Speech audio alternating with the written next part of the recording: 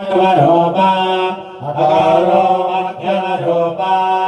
अनुस्वारस्यान्त्यरूपा वेन्दुरोत्तररूपा नादासन्धाना सप्तम्यता सन्देः सैषा गणेशविद्या गायकर्षिः यज्जति गायत्रे छन्दः गणपतिर्देवता ॐ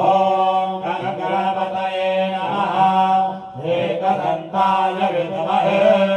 वक्रतुण्डाय धीमहि तन्नो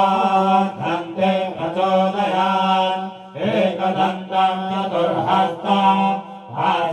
भासमङ्कुशधारणं हिरण्यवरदं हस्ते विभ्राणं मूषकध्वजं रक्तं लम्बोदरं सर्वं कर्णकं रक्तवाससं रक्तगन्धानुलिप्ताङ्गं रक्तपुष्पैः सुपूजितं भक्तानुकम्पितं देवं